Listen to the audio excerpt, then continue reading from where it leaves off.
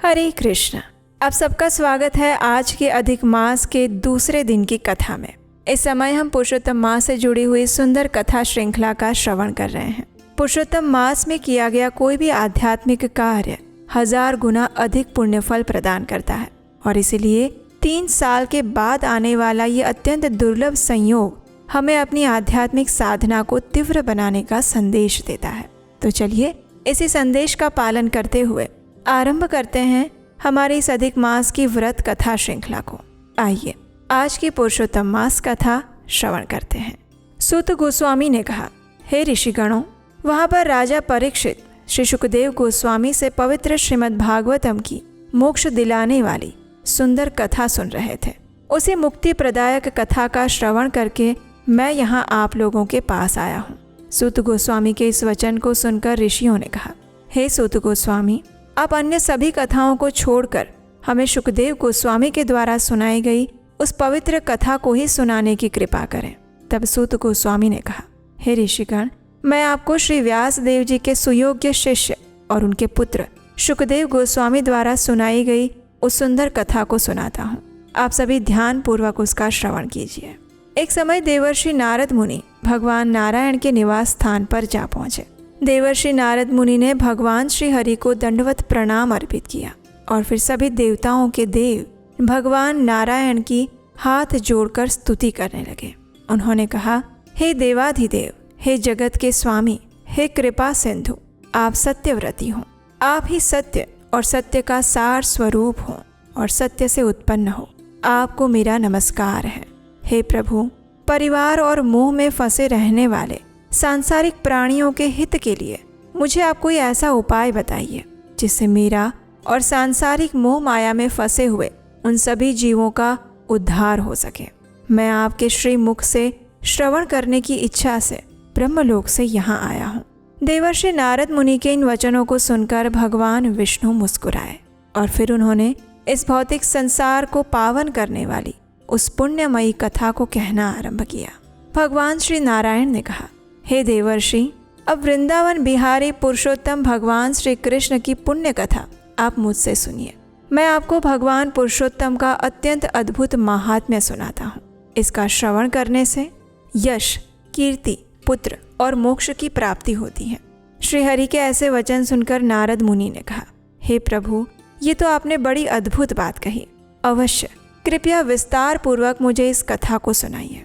कथा को आगे बढ़ाते हुए सूत गोस्वामी कहते हैं, हे मुनिगणों, भगवान नारायण नारद मुनि के वचन सुनकर एक क्षण के लिए मन को एकाग्र करने के बाद पुरुषोत्तम भगवान के विषय में बताने लगे। उन्होंने कहा कि पुरुषोत्तम नामक एक मास है जिसके स्वामी स्वयं भगवान पुरुषोत्तम है। इसका व्रत करने से पुरुषोत्तम भगवान प्रसन्न होते हैं। ये सुनकर नारद मुनि ने कहा, हे प्रभु, मैंने सभी स्वामियों के सहित चैत्र आदि मासों के महात्म्य के विषय में तो सुना हुआ है, लेकिन हे प्रभु, ये पुरुषोत्तम मास के विषय में कभी नहीं सुना। कृपया मुझे आप बताइए कि आखिर ये पुरुषोत्तम मास क्या है। कृपा करके ऐसी कथा सुनाइए जिसके श्रवण, पाठ और आचरण करने से रोग, शोक, दोष और पाप आदि से मुक्त हुआ जा सके।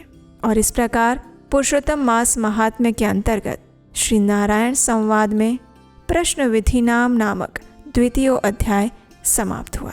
इस कथा की अगली कड़ी हम सुनेंगे हमारी इसे अधिक मास कथा श्रृंखला की कल आने वाली कड़ी में। लेकिन उससे पहले आइए अब हम एक और अधिक मास से जुड़ी हुई श्रीमद् भागवतम से इस सुंदर पौराणिक कथा का श्रवण करते हैं। क्या आप जानते हैं, पुरुषोत्तम मास में की गई छोटी सी भक्ति भी कई गुना फल देती है, लेकिन अगर नियम सही ना हो तो इतने दुर्लभ महीने का पूरा लाभ नहीं मिल पाता। और ये पवित्र अधिक मास अब अगले 3 साल बाद आएगा। इसलिए कल से शुरू होने वाले इस पुरुषोत्तम मास के लिए हम लाए हैं एक संपूर्ण अधिक मास गाइड ई बुक, जिसमें आपको मिलेगा हर नियम, हर कथा, व्रत विधि, मंत्र और कंप्लीट गाइडेंस। और सबसे बड़ी बात, कल सिर्फ एक दिन के लिए स्पेशल डिस्काउंट प्राइस पर ये बुक मिलेगी। अभी तुरंत अपनी ई बुक प्राप्त करें, लिंक नीचे डिस्क्रिप्शन बॉक्स में मिल जाएगा। आइए अभी हम सुनते हैं इस अधिक मास से जुड़ी हुई एक और सुंदर पौराणिक कथा। अचानक चारों ओर अग्नि प्रज्वलित हो गई। भीषण अग्नि जिसकी लपटें तीनों लोकों में फैल रही थी। और फिर अचानक प्रचंड मूसलाधार वर्षा होने लगी। ऐसी वर्षा जो स्वयं वर्षा के देव इंद्र ने भी नहीं देखी थी। उस वर्षा के जल से समुद्रों में उफान मच गया।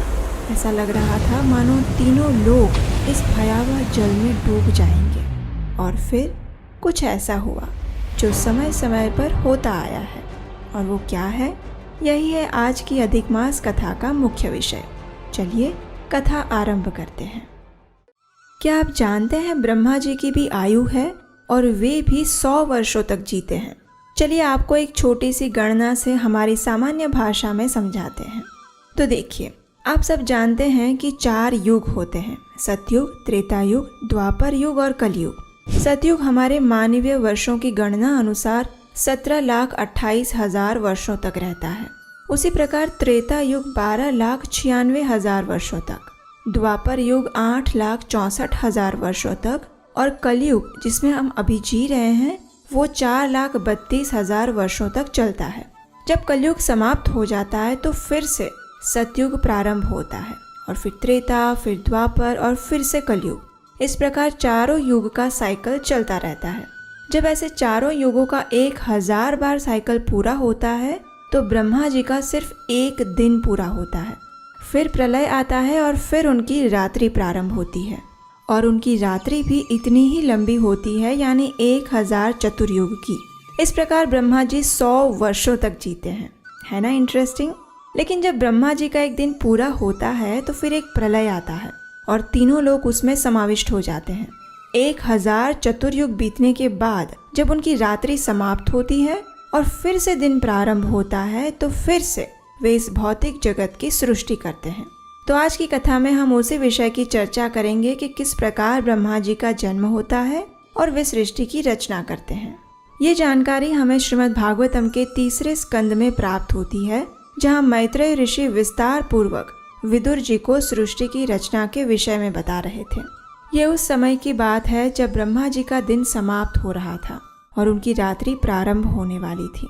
अचानक ही भगवान संकर्षण, जो कि अपने फनों पर इस पूरे ब्रह्मांड को धारण करते हैं, उनके मुख से प्रलय अग्नि प्रज्वलित हो उठी। ऐसी अग्नि जो तीनों लोकों को नष्ट कर देती है। उसकी लपटें तीनों लोकों में फैल चुकी थी। इस अग्नि के ताप से बचने के लिए भृगु आदि ऋषि एवं महरलोक के निवासी जनलोक में रहने के लिए चले गए और फिर प्रारंभ हुआ इस सृष्टि का प्रलय।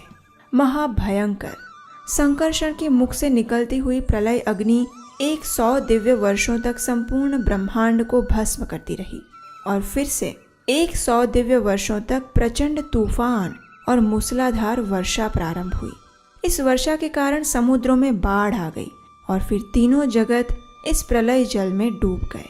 सूर्य और चंद्रमा ने अपना तेज खो दिया और फिर प्रलय जल के ऊपर भगवान विष्णु अनंत शेष पर योग निद्रा में लेट गए।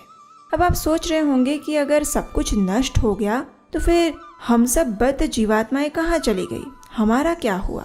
क्योंकि आत्मा तो अमर है ना, उसका तो नाश नहीं होता। तो देखिए, जब प्रलय जल में सब कुछ नष्ट हो गया तो सभी बद्ध जीवात्माएं अपने अपने सूक्ष्म शरीर के साथ महाविष्णु के शरीर में प्रविष्ट हो गई और इस प्रकार 1000 चतुर्युग बीत गए। ब्रह्मा जी की रात्रि समाप्त हो गई। अब फिर से ब्रह्मा जी का दिन प्रारंभ होने वाला था और इस सृष्टि की रचना होने वाली थी।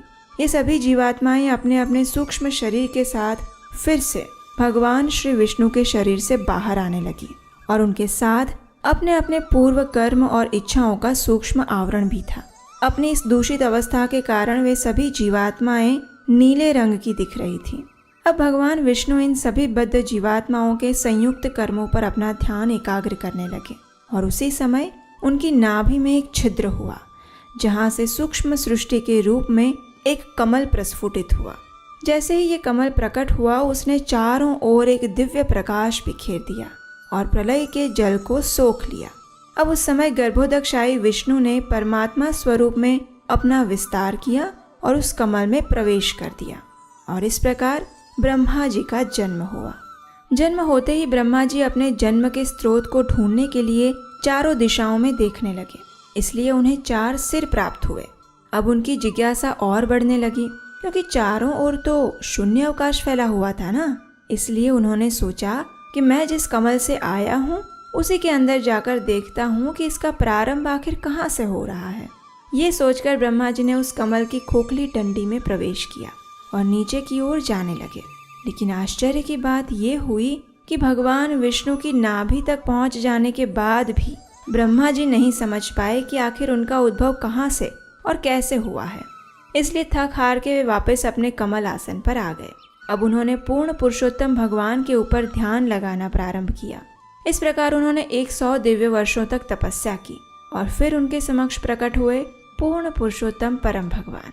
जब ब्रह्मा जी ने शेष नाग की श्वेत देह पर विश्राम करते हुए गर्भोदकशायी विष्णु को देखा तो उनके दैदीप्यमान सुंदर स्वरूप को देखकर वे अभिभूत हो गए और वे समझ गए कि उनके समक्ष और कोई नहीं अपितु स्वयं भगवान उपस्थित हैं।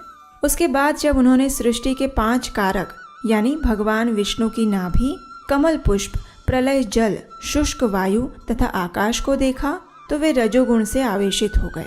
भगवान के दर्शन मात्र से ही उनके समस्त संशयों का नाश हो गया। उन्हें अपने जीवन के उद्देश्य का पुनः स्मरण हो आया और फिर एक बार सृष्टि की रचना करने के लिए वे स्वयं को तैयार करने लगे। इस कार्य को प्रारंभ करने से पूर्व ब्रह्मा जी ने अपने समक्ष खड़े परम भगवान को प्रणाम किया और उनसे प्रार्थना करते हुए कहने लगे, ज्ञातोऽसि मेध्य सुचिराननु देह भाजाम न ज्ञायते भगवतो गतिरित्यवध्यम नान्यत्वदस्ति भगवन्नपि तन्न शुद्धम माया गुण व्यतिकराध्य दुरुर्विभासी। हे भगवान, अनेक अनेक वर्षों की तपस्या के बाद अब मुझे आपका ज्ञान प्राप्त हुआ है। इस सृष्टि में आपसे श्रेष्ठ अन्य कोई नहीं है और इसलिए एकमात्र आप ही ज्ञेय हैं। हे प्रभु, मुझ पर कृपा कीजिए और मुझे पर्याप्त बुद्धि प्रदान कीजिए जिसके द्वारा मैं इस सृष्टि की रचना कर सकूं। हे प्रभु, आपकी इस प्रकार सेवा करते समय मैं किसी भी प्रकार के अहंकार से ग्रसित ना हो। इन भौतिक तत्वों के साथ रहने के कारण मेरा मन कभी दूषित ना हो। हे जगत पालक, कृपया अपने नेत्र खोलकर मुझे आशीर्वाद प्रदान करें और मेरा उचित मार्गदर्शन करके मेरी इस निराशा को दूर करें। जब ब्रह्मा जी ने इस प्रकार भगवान से प्रार्थना की तो भगवान नारायण भी स्पष्ट रूप से देख पा रहे थे कि ब्रह्मा जी के मन में इस सृष्टि को लेकर चिंता है। इसलिए उन्हें प्रोत्साहित करने के लिए भगवान नारायण ने कहा, मा वेद गर्भगास्तंद्रिम सर्ग उद्यममावह तन्मयापादितं यग्रे यन्मां प्रार्थयते भवान। हे ब्रह्मा जी, निराश मत होइए। आपकी सारी इच्छाएं पहले ही पूर्ण कर दी जा चुकी है। मेरा ध्यान करते हुए स्वयं को भक्ति पथ पर स्थित करें और सारा ज्ञान आपके हृदय में प्रकाशित हो जाएगा। इस प्रकार सृष्टि रचना का इस महान कार्य संपन्न करें। मेरी कृपा से आप कभी भी अपने कार्य में असफल नहीं होंगे। यदि आप अपने चित्त को मुझ में स्थिर रखेंगे तो तथाकथित भौतिक कार्य करते समय भी आप रजोगुण से प्रभावित नहीं होंगे। मैं आपकी प्रार्थनाओं से अति प्रसन्न हूँ। अब आप अपना कार्य आरंभ करें। इस प्रकार मधुर वचन कहकर भगवान वहाँ से अंतर्धान हो गए और फिर ब्रह्मा जी ने सृष्टि की रचना के पूर्व फिर से एक बार 100 दिव्य वर्षों तक तपस्या की। उसके बाद उन्होंने फिर एक बार इस सृष्टि की संपूर्ण रचना की। तो ये थी पुरुषोत्तम मास में ब्रह्मा जी के जन्म की कथा। अगर आज की ये कथा आपको अच्छी लगी है और अगर आप पहली बार हमारे चैनल पर आए हैं तो इसे सब्सक्राइब कर लीजिए, क्योंकि इस पुरुषोत्तम मास में हम आपके लिए ऐसी ही सुंदर और प्रमाणभूत भागवतम कथा का भंडार लेकर आने वाले हैं। तो तैयार हो जाइए इस पुरुषोत्तम मास को भगवान श्री हरि की कथा श्रवण से पूर्ण बनाने के लिए। और हम आपसे मिलेंगे बहुत जल्द एक और अन्य कथा के साथ। हरे कृष्णा।